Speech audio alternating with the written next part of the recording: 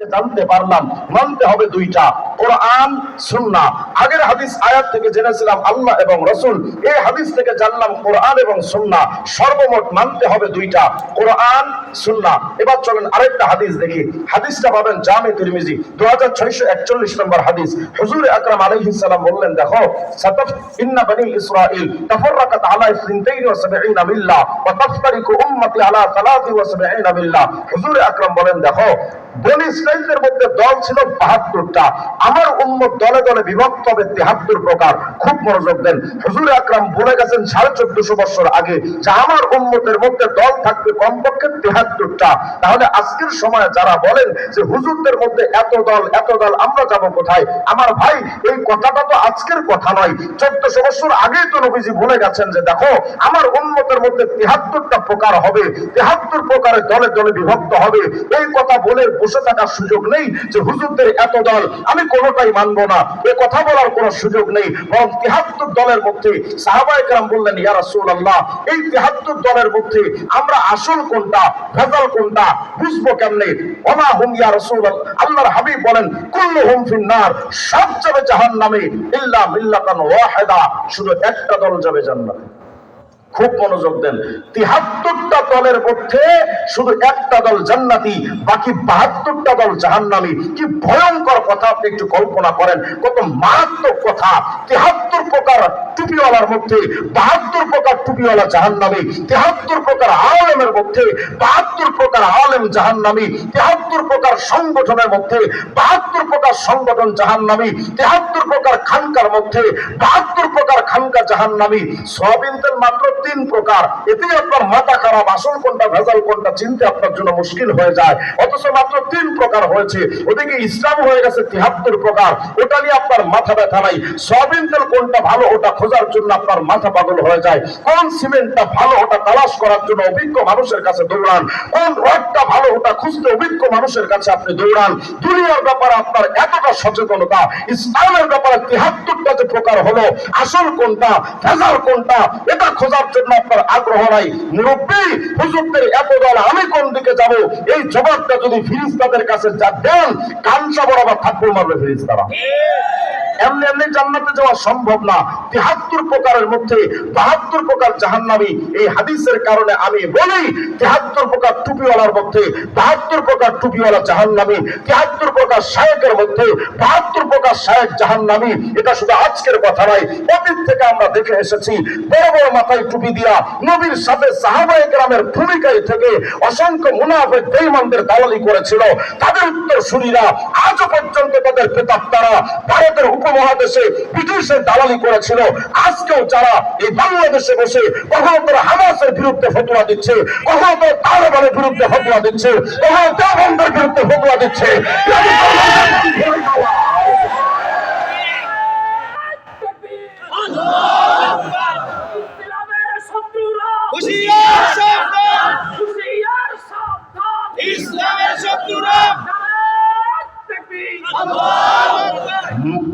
মাথায় পাগড়ি দেখলে মনে করা যাবে না বিরাট বড় বুজুর্গ। মির্জা কাদিয়ানির মাথায় পাগড়ি ছিল 22 হাত, টাটকা ব্রিটিশের দালাল। এটা যে আমরা শুধু ব্রিটিশের দালাল আমরাই বলছি এমনটা নয়। মির্জা কাদিয়ানি তার রুহানি খাজানের মধ্যে পড়েন, অসংখ্য জায়গায় লিখেছে বর্তানিয়া উসুলে বর্তানিয়া হামারা উসুল হে, যে ব্রিটিশ সরকার হলো আমাদের মূল ভিত্তি। এটা তো মির্জা কাদিয়ানির বক্তব্য। তাহলে বোঝা গেল পাগড়িওয়ালা দেখলেই ধোকা খাওয়া যাবে না, টুপিওয়ালা দেখলেই ধোকা খাওয়া যাবে না। এত বড় বড় ঘোমটা মাথায় দিয়া বড় বড় আরবি শায়েখের স্টাইলে বসে তারা যখন সালাউদ্দিন আইয়ুবীর আকীদা নিয়ে প্রশ্ন তুলে, তারা যখন হামাসকে ইহুদিদের এজেন্ট বলতে চায়, তারা যখন বেঈমান আমেরিকাকে হটিয়ে দিয়ে যারা বাঘের বাচ্চার মতো ঠিকই আছে আফগানিস্তানের তালেবানের মোল্লারা তাদের আকীদা নিয়ে যখন প্রশ্ন তুলে, তখন আমাদের বুঝতে বাকি নাই তোরা আসলে কাদের প্রেতাত্মা। তাহলে বোঝা গেল সব টুপিওয়ালা আলেম নয়, সব পাগড়িওয়ালা আলেম নয়, সব নামাজি মুসলমান নয়। 73 প্রকারের মধ্যে 72 প্রকার জাহান্নামী। এখন এই একটা দল যেটা জান্নাতি, এই দলটা কারা জানার দরকার আছে না নাই? তাহলে চলেন আমি যদি বলি যে ওই একদল কারা, আপনারা আমার কথা মানবেন না, এই জন্য আমি আমার কথা থেকে জবাব দিব না। জামে তিরমিজি 2641 নম্বর হাদিস তালাশ করেন। সাহাবায়ে কেরাম প্রশ্ন করেছেন, ইয়া রাসূলুল্লাহ ওয়া মান হুম, ইয়া রাসূলুল্লাহ তারা কারা যারা জান্নাতে যাবে, আল্লাযীনা ইয়াদখুলুনাল জান্নাহ, যারা জান্নাতে যাবে নবী গো তারা কারা? আল্লাহর হাবিব বলেন, জানো তারা কারা? মা আনা আলাইহি ওয়া আসহাবি, আমি এবং আমার সাহাবা। বলেন তো সবাই, আমি এবং আমার সাহাবা। সবাই বলেন, আমি এবং আমার সাহাবা। আমি এবং আমার সাহাবারা। যেই দল, যেই মত, যেই মতবাদ, যে আকীদা, যে বিশ্বাস, যে ঈমান, যে আমল, যে তাহযীব, যে তামাদ্দুন, যে চেতনা, যার উপরে আমি এবং আমার সাহাবায়ে কেরাম প্রতিষ্ঠিত, এই তরিকাটা যারা মানবে জান্নাতি, যারা মানবে না জাহান্নামী। এ কথা আমার না হুজুরের? বলেন আমার না হুজুরের? তাহলে এই হাদিস থেকে আমরা জানতে পারলাম নবীজির পাশাপাশি সাহাবায়ে কেরামকেও মানার দরকার আছে না নাই? তাহলে যারা আজকের সময় সাহাবায়ে কেরাম বেয়ার হক नहीं है, যারা এই কথা বলে সাহাবায়ে কেরাম সত্যের মাপকাঠি নয়, আমরাও বলতে চাই তোমরাও জান্নাতি ফেরকা নও। যারা এই কথা বলতে চান, উসমান যুন্নুরাইন তিনি রাষ্ট্র পরিচালনার ক্ষেত্রে নিজস্ব প্রতিভা, নিজস্ব বিষয় তিনি প্রাধান্য দিয়েছেন, পক্ষপাতিত্বমূলক আচরণ করেছেন। যারা একথা বলেন যে আলী রাদিয়াল্লাহু আনহু রাষ্ট্র পরিচালনায় ভুল ছিল, যারা একথা বলেন যে হযরত আমির মুয়াবিয়া তিনি একজন বিদ্রোহী, তিনি একজন ফাসিক ছিলেন, এই কথা যারা বলতে চায় যে আমির মুয়াবিয়া একজন খুনি সাহাবী ছিলেন, যারা যেই শিয়ারাও একথা বলে যে ইরতাদাতিস সাহাবা বাদা ওয়াফাতি রাসূলিল্লাহি সাল্লাল্লাহু আলাইহি ওয়াসাল্লাম, যেই শিয়া মতবাদকে কথা বলে যে নবীর ইন্তেকালের পর সব সাহাবায়ে কেরাম মুরতাদ হয়ে গেছে, সেই শিয়াদের উত্তরসূরি হিসেবে যারা আজকের সময়ে সাহাবায়ে কেরামকে সত্যের মাপকাঠি মানতে চায় না, আমরা তোমাদের মধ্যে আর শিয়াদের মধ্যে তফাৎ দেখি না। বলেন সাহাবায়ে কেরামকে যারা মানে না আমরাও তাদের মানতে পারি না। আজকের সময় কিছু মানুষে কয় যে তারাবির নামাজ 8 টাকা, কেন? নবী পড়েছেন 8 টাকা। আচ্ছা আমি ওই দ্বন্দ্বে যাচ্ছি না, অথচ একটা হাদিসও নাই যে নবী 8 টাকা তারাবি পড়েছেন। পুরা 10 লক্ষ হাদিসের মধ্যে এক জায়গায় ওই কথা নাই। তারপরও যারা আজকে দাবি করেন যে সাহাবায়ে কেরাম 8 টাকা পড়েছেন, নবীজি 8 টাকা পড়েছেন, তাদেরকে প্রশ্ন করেন যে সাহাবায়ে কেরাম কয় রাকাত পড়েছেন? তারা বলে 20 রাকাত। তো 20 রাকাত যদি সাহাবায়ে কেরাম পড়ে থাকেন, তোমরা নবীরটা মানলা, সাহাবীরটা মানলা না যে? অথচ নবী বলেছেন জান্নাতি তারা, নবীরটাও মানবে যারা, সাহাবীরটাও মানবে তারা। আমি ওই দ্বন্দ্বে যাচ্ছি না যে নবীজি কয় রাকাত পড়েছেন। আমি যদি ওই দ্বন্দ্বে যাই, আমি এটা চ্যালেঞ্জ দিয়ে বলতে পারি 8 টাকা নবী পড়েছেন জীবনে তারাবি, এ কথা যদি কোনো আহলে হাদিসের শায়েখরা প্রমাণ করতে পারে, আমি জনসম্মুখে কালেমা পড়ে নতুন করে তওবা করে মুসলমান হব। আর যদি তারা এই ব্যাপারে হিম্মত না করে, যদি তারা প্রমাণ দিতে না পারে, নাচের পেটুয়া থেকে বিশ্বর পর্যন্ত নাকে খত দিতে হবে। যদি চ্যালেঞ্জ থাকে, যদি কারো বুকে হিম্মত থাকে তা আসুক না আমাদের সামনে।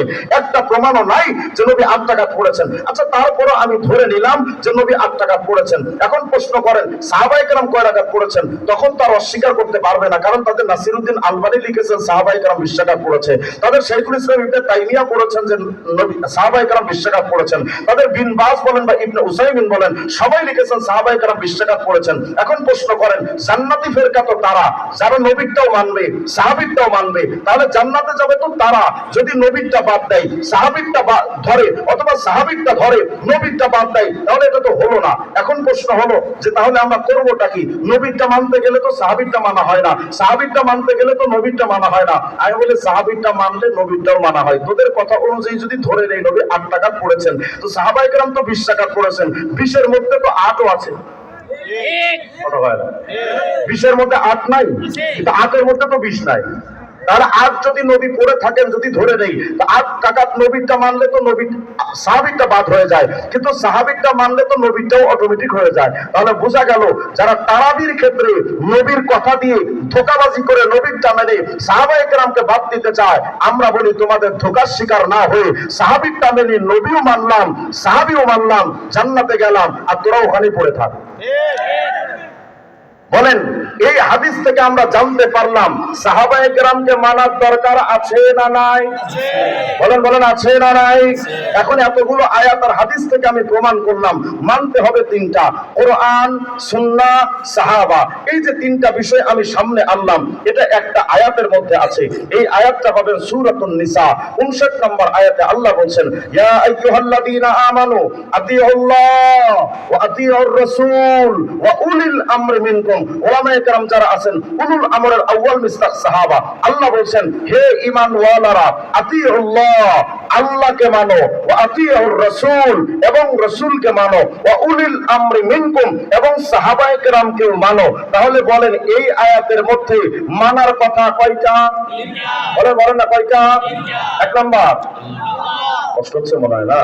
আমি এটা বারবার বলাচ্ছি কেন? ইদা তাকাররারা ফিল কলব, যখন একটা কথা বারবার বলবেন তো অন্তরে গেঁথে যাবে, মুখস্থ করে বাড়িতে যেতে পারবেন। এখন তো আমাদের মাহফিলের ওয়াজ শোনার পরে বাহিরে গিয়ে শুধু একটা হাকিস বিড়ি টান দিয়ে সব ভুলে যায়। ওই ওয়াজ শুনে কি ফায়দা? মুখস্থ করে যেতে হবে, মনে থাকবে তো ইনশাআল্লাহ। তাহলে বলেন এই আয়াত থেকে আমরা জানতে পারলাম মানতে হবে কয়টা?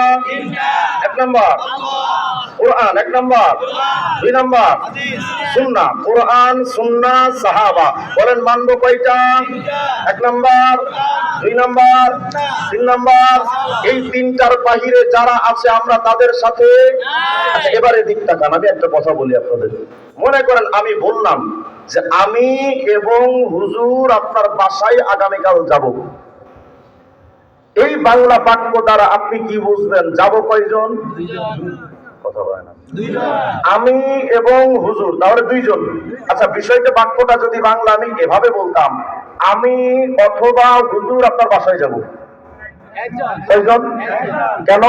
বাংলা ব্যাকরণে এবং শব্দটা ব্যবহৃত হয় উভয়কে বোঝানোর জন্য, অথবা শব্দ ব্যবহার হয় যে কোনো একজনকে বোঝানোর জন্য। ঠিক আরবিতেও এমন। আরবিতে ওয়াও শব্দের অর্থ হলো এবং, আও শব্দের অর্থ হলো অথবা। ওয়াও দিয়ে যেখানে বোঝানো হয় তো সেখানে আগের পরের উভয়কে বোঝানো হয়। তাহলে দেখেন তো আয়াতে আল্লাহ কি বলছেন? সূরা নিসার 59 নম্বর আয়াতে আল্লাহ বলছেন, আতিউল্লাহ, আল্লাহকে মানো, ওয়া আতিউর রাসূল, এবং রাসূলকে মানো, ওয়া উলিল আমরি মিনকুম, এবং সাহাবায়ে কেরামকে মানো। এই এবং শব্দ দিয়ে আল্লাহ বোঝালেন মানবো তিনটার প্রত্যেকটা না যে কোনো একটা? বুঝেন নাই? এবং শব্দ দিয়ে যেহেতু আল্লাহ বলেছেন, এবং দিয়ে বোঝালে তো আগের পরে উভয়কে বোঝানো হয়, তাই না? আল্লাহ বলছেন আল্লাহকে মানো এবং তার রাসূল মুহাম্মদকে মানো এবং সাহাবায়ে কেরামকে মানো। তাহলে মানবো তিনটার যে কোনো একটা না তিনটা? তিনটা। তাহলে এখন আমি আপনাদের কাছে প্রশ্ন করি, যদি এই সমাজে কেউ এসে এ কথা বলে আমি আল্লাহ মানি, নবীও মানি না, সাহাবীও মানি না, বলেন মুসলমান না বেঈমান? বলেন বলেন মুসলমান না বেঈমান? আচ্ছা আবার যদি এই কথা বলে কেউ যে আমি আল্লাহও মানি, নবীও মানি, বাট সাহাবায়ে কেরামকে মানি না, বলেন বলেন বলেন বলেন মুসলমান না বেঈমান? জান্নাতি না জাহান্নামী? আচ্ছা এই কথা যদি কেউ বলে আমি আল্লাহকেও মানবো, নবীকেও মানবো, সাহাবায়ে কেরামকেও মানবো, এরা হক না বাতিল? বলেন হক না বাতিল? তাহলে আজকে থেকে সিদ্ধান্ত হয়ে যাক, যেই টুপিওয়ালারা কোরআন সুন্নাহ সাহাবাকে মানবে আমরা তাদেরকে মানবো। যারা এই সমাজে এসে কোরআন সুন্নাহ সাহাবার বিরুদ্ধে চলতে বলবে আমরা তাদের সাথে চলবো না। এমনকি আমার বাপও যদি কোরআন সুন্নাহ সাহাবার বিরুদ্ধে আমাকে যেতে বলে, লা তাআতা লিমাখলুকিন ফি মাসিয়াতিল খালিক, আমি আমার বাপকে চিনি না। আমার মাও যদি কোরআন সুন্নাহ সাহাবার বিরুদ্ধে যেতে বলে আমি আমার মাওকে চিনি না। কোরআন সুন্নাহ সাহাবাকে সামনে রেখে যদি কোনো বক্তা আলোচনা করে আমি সেই বক্তাকে মানবো। কোরআন সুন্নাহ সাহাবাকে সামনে রেখে যে মাযহাব প্রতিষ্ঠিত হবে আমরা সেই মাযহাবটাকে হক মনে করব। কোরআন সুন্নাহ সাহাবাকে সামনে রেখে যে ইজমা এবং কিয়াস তৈরি হবে আমরা সেই ইজমা এবং কিয়াসকে সত্য মনে করব। কোরআন সুন্নাহ সাহাবার বিরুদ্ধে যদি আমার পীর চলে যায় আমি আমার পীর মানি না, নেতা চলে যায় নেতাও মানি না, রাষ্ট্রপতি প্রধানমন্ত্রী কেন ডক্টর ইউনূস যদি কোরআন সুন্নাহ সাহাবার বিরুদ্ধে চলে যায় ডক্টর ইউনূসকে মানি না। বলেন তাহলে মানবো কয়টা? বলেন বলেন কয়টা? এক নম্বর, দুই নম্বর, তিন নম্বর। এবার চলেন আমি আপনাদের কিছু ধোঁকাবাজ এবং প্রতারকদের সাথে আপনাদের পরিচয় করিয়ে দিই। বিরক্ত